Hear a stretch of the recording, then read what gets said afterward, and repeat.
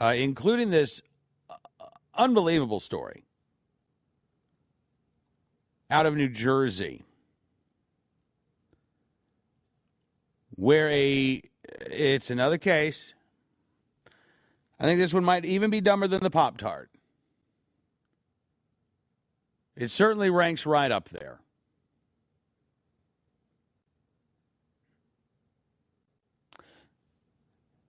A student in New Jersey has been suspended from school for twirling his pencil supposedly like a gun.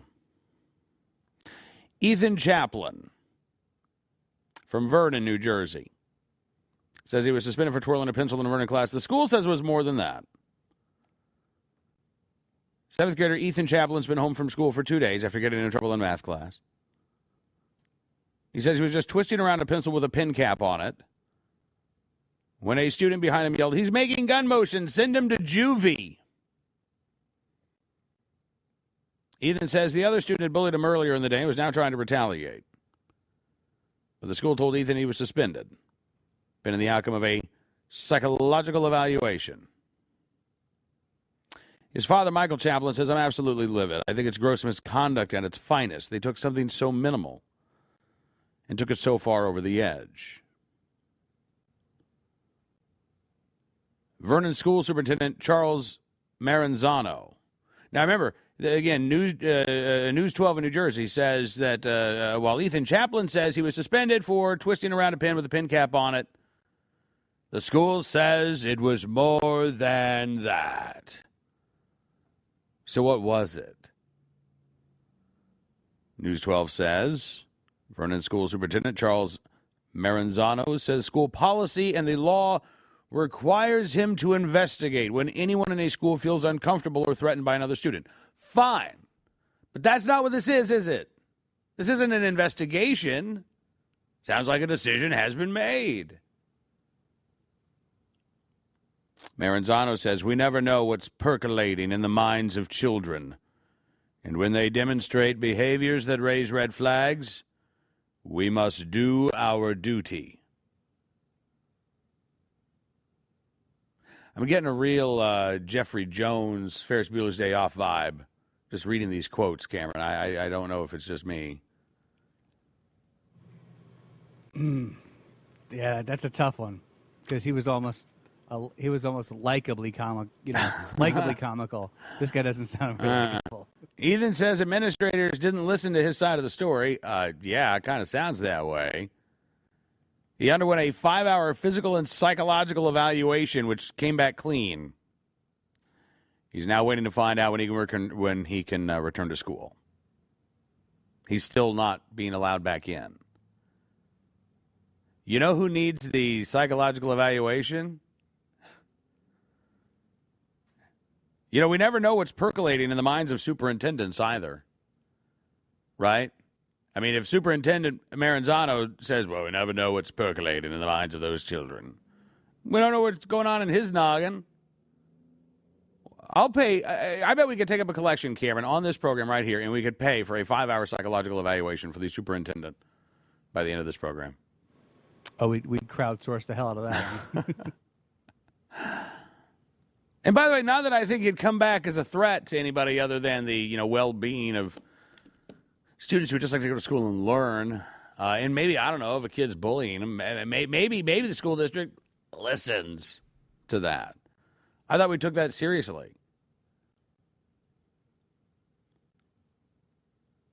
We never know what's percolating in the minds of children. Wasn't that a line in Children of the Corn? I'm pretty sure that the guy driving the car right before they stopped at the edge of that town, I think they were talking about having a baby, right? Was it, I want to have a baby, Roger? We never know what's percolating in the minds of children, Eileen. It's not safe to have babies. Man, I would. Do you think this guy is really skittish at work? You think he's afraid to actually go to the school? Does he sit in the school board building, kind of crouched behind the desk? Superintendent Maranzano, are you okay? Shush. They're out there It's recess.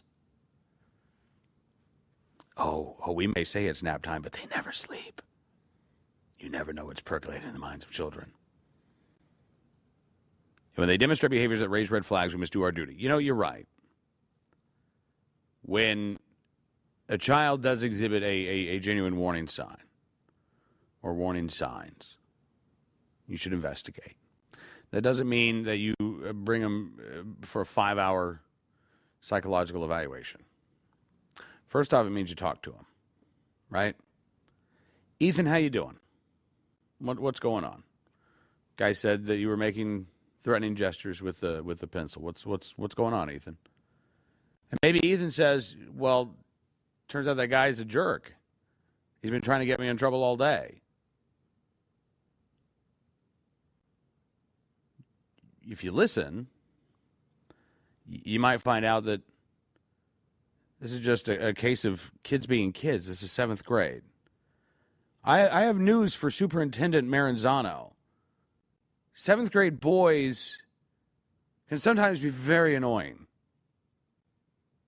Sometimes they can be wonderful creatures. It does so happen I have a 7th grader at home. Cameron, do you remember being in 7th grade? Vaguely, yes. Were you ever? I don't want to say. Were you ever trouble in class? I honestly, Cam, might shock you. I was the world's biggest nerd. Really? I was. I just sat there very quietly.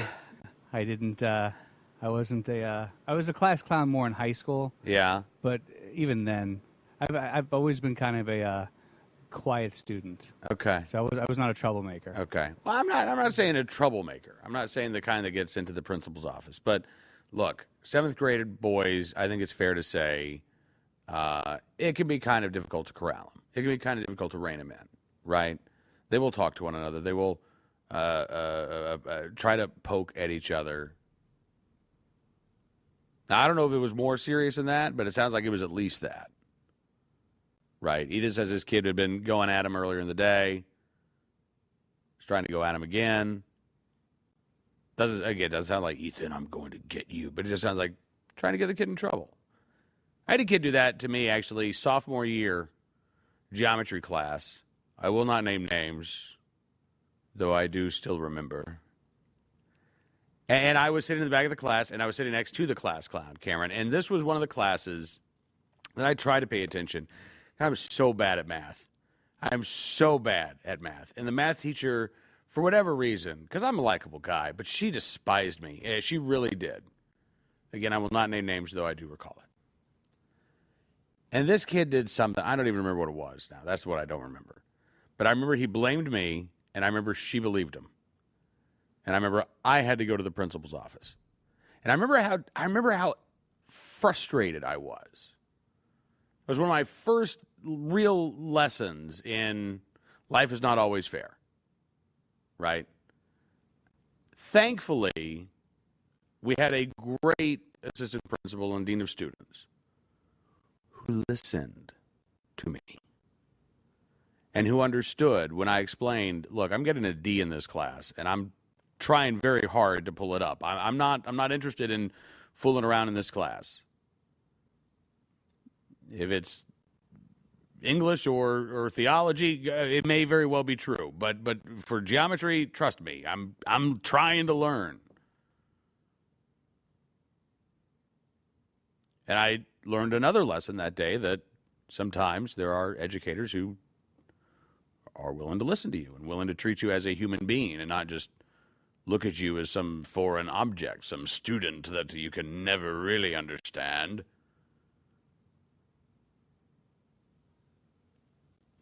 I feel sorry for Ethan Chaplin. I feel sorry for the other. I got to tell you, I kind of feel sorry for the kids in Vernon, New Jersey, if that is truly the attitude of the superintendent. That these, every one of these students is just so inscrutable. You never know what evil lurks in the hearts of these students.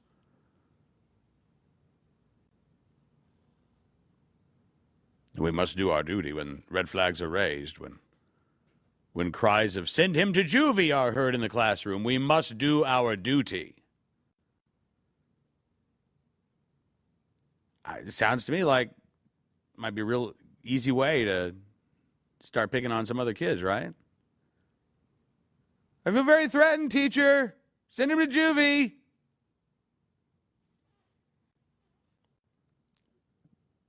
I think we may have figured out a flaw in the system here, Superintendent Maranzano. Couple of flaws. Well, we will continue to follow the story and find out when Ethan Chaplin can go back to class. Meanwhile, the